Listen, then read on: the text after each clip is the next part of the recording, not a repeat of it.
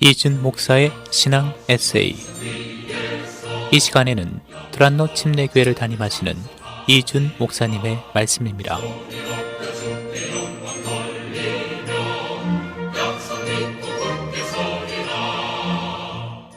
안녕하세요. 드란노 침례교회 이준 목사입니다. 벨릭스 총독의 법정에 선 바울은 자신을 둘러싼 사람들을 향해 자신은 항상 하나님과 사람에 대해 양심에 꺼리낌이 없도록 힘쓰고 있다고 선포합니다. 그렇게 사는 이유를 자신이 믿는 부활의 소망 때문이라고 고백합니다. 마지막 때 우리를 구원하신 주님 앞에 부활의 몸을 입고 서게 될 것을 믿는 성도들은 다 바울처럼 살아야 합니다. 신앙인들에게 역사는 좋은 교과서입니다. 하나님께서 시대 곳곳에 바울처럼 살다간 믿음의 영웅들을 심어두셨기 때문입니다. 프레드 더글라스 셰퍼드는 청년의 때에 선교의 소명을 받고 준비하기 시작합니다. 선교지에 가장 필요한 것이 뭘까를 두고 고민하던 그는 의대에 들어가 의술을 공부했습니다. 졸업 후 의사가 되자마자 27살이 되던 1882년 갓 결혼한 아내와 함께 오스만 투르크로 떠납니다. 그곳에서 그는 의과대학에서 가르치며 환자들을 돌보았고 또한 자신이 필요한 곳이면 몸을 아끼지 않고 달려갔습니다. 특히 오스만 투르크 정부가 아르메니안족에 대해 대학살과 추방을 자행한 1895년과 1909년에는 대학살에서 살아남은 자들을 모아놓은 캠프로 달려가서 몸을 사리지 않고 환자들을 돌보았습니다. 1895년 어린 시절 아빠와 함께 캠프에 갔던 딸 앨리스는 성인이 된 후 그때의 기억을 기록으로 남겨놓았습니다. 캠프는 눈을 뜨고 보기 힘들 정도였다. 2만 1000명 정도 되는 생존자들은 허기와 공포에 짓눌려 있었고 위생 상태가 엉망인 캠프 안에는 콜레라가 창궐해 있었다. 전염병으로 이미 죽은 시신들이 발에 치일 정도로 캠프 곳곳에 널려 있었지만 생존자들은 간신히 숨만 쉬고 있을 뿐 그 시신을 끌어내 묻을 생각조차 못하고 있었다. 마치 모두가 앉아서 죽음을 기다리고 있는 것 같았다. 아빠는 캠프 곳곳을 다니며 살 의욕을 잃어버린 사람들을 일으켜 세웠고 시신을 격리하게 했으며 치료하기 시작했다.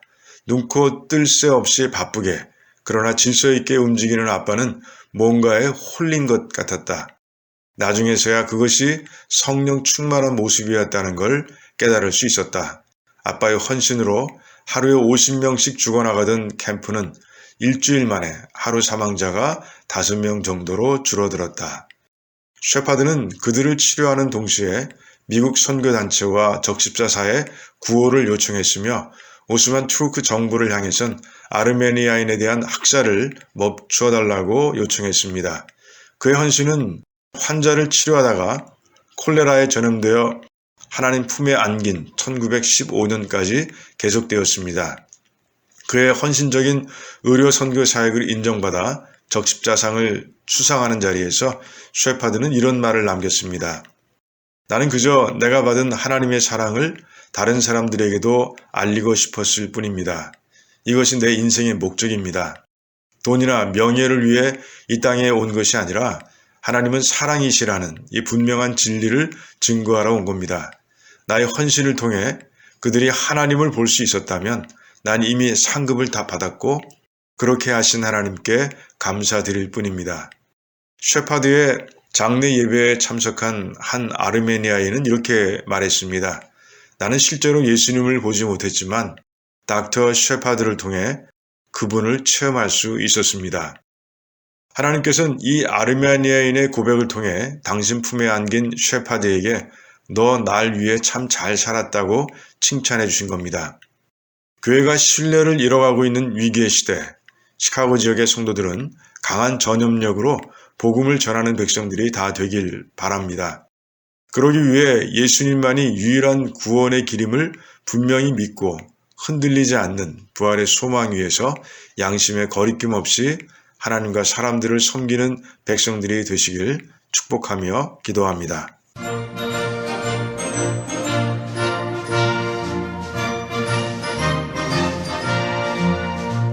지금까지 이준 목사의 신앙 에세이였습니다. 두란노 침례교회는 431 사우스 알링턴 하이츠 로드, 알링턴 하이츠에 위치해 있으며 주일 예배와 영어 주일 학교 예배가 오후 12시 30분, 새벽 기도회가 매일 오전 5시 50분, 금요 기도 모임이 금요일 오후 8시에 있습니다. 신앙 상담이나 그에 관한 자세한 사항은 전화 847-858-4464, 858-4464번으로 연락 주시기 바랍니다.